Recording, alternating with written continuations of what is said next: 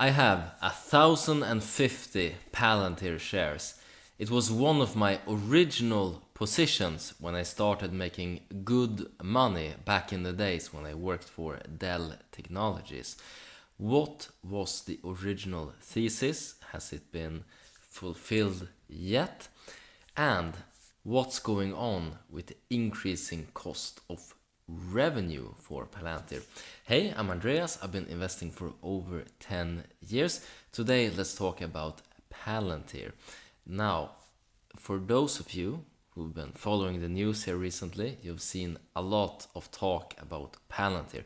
They crushed it in the earnings, and right after, the stock went above $100 for each shares for the first time in Palantir history. And back in the day, when I started doing some more investing, I loaded up a little bit over 1,000 shares because I thought, hey, it'd be cool if this position was $100,000. I thought that was a lot back then.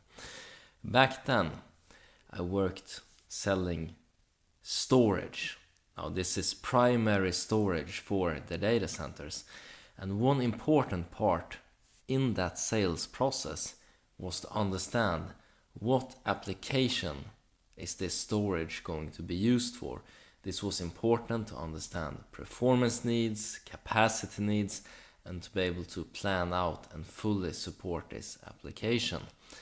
Now, in those days, there was not a lot of communication between different applications.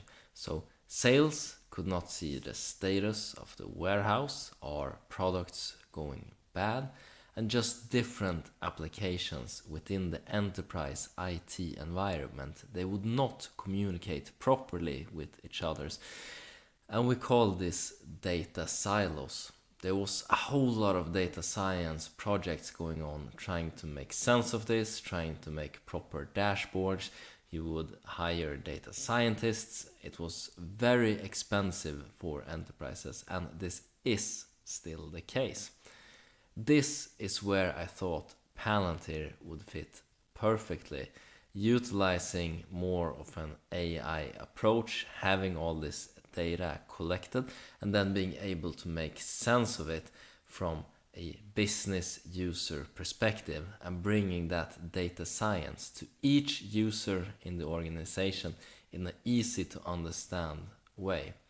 Now, this was my original thesis when I looked at all these different projects, the different timelines, how they never synced. There was always some sort of delay, and I would take note of this in my forecasting, put projects to take longer, because I knew this communication back and forth to understand business needs. It would take a lot of time. And has Palantir fulfilled that need yet? No, not yet. They are winning big contracts indeed, but this is still very early stage, and the majority of their revenue is still coming from government. So they have not penetrated the commercial environment yet. They're not even close. They're not even close to being Salesforce or Oracle size with deep penetration, which is the potential for a company like Palantir. That was point number one. Original thesis not yet fulfilled. Point number two that I wanted to make in this video was with regards to the cost of revenue for Palantir. I'm just gonna put some extra value in here for you guys. I wanted to talk about it because after my time at Dell, I actually tried really hard to get a job at Palantir.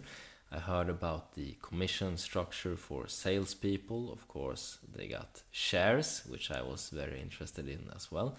I even tried to reach out to decision makers in LinkedIn and say, hey, senpai, please notice me, give me a chance, give me an interview, and I will prove to you that I can sell this software. But they never got back to me, so instead I got a job at Google after that. That was a lot easier than getting in on Palantir, where all the cutting edge engineers wanted to work, and the salespeople were just enterprise salespeople.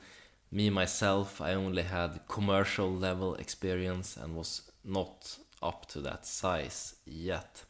So very difficult. But of course, I talked to some people in the industry and I learned about the commission structures.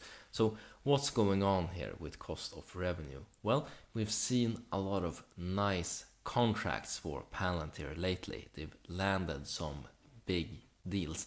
And as a salesperson, you get paid upfront on this when you land a big contract. This is going in, it's written. The company is committing to pay this amount. And then as they use the service, use the software, well, then this gets recognized as revenue. So in generally accepted accounting principles, you can't recognize the revenue until you have provided the service. So in plain English, what does this mean? Well, let's say that you buy a plane ticket. Is that revenue for the aircraft company? The flyer, Delta Airlines, whatever? No, not yet. You can't realize it. You have to take that passenger on the flight and take them from Dallas to Phoenix. Then, when you have provided the service, you may realize it as revenue. So this is a cost, you have the commission here, you have the cost of sales, it's there, it's in place, they have sold it, they have earned that commission, but they cannot bring it up on the income statement because, they have not provided the service yet. The customer have not utilized the software enough for it to be realized as revenue yet. So in order to stay compliant with the accounting principles that rule, how we do reporting, they can't realize the revenue yet. So we have costs already there, and we have revenue that has not been realized yet. The market knows this, Wall Street knows this, analysts who have the same business school education as me, they know this, they're buying the stock, they're pumping it up higher. Some retail traders are watching and they're thinking, my God, it's so high now. Should I sell? Oh, I sell, and they take the profit. But I think that there's more potential in this case, so I will continue to hold my shares. That's just me. You do whatever's right for your situation. But I think that this close to 40% revenue growth that they have right now, this accelerating trend that we're seeing as they're able to realize more and more revenue, I think it will continue. That's the trend, that's the trajectory that I'm seeing. Alright, I hope you got a ton of value from this video. And as always, hope you make a ton of money, whatever investments you decide to make. Take care now. Bye bye.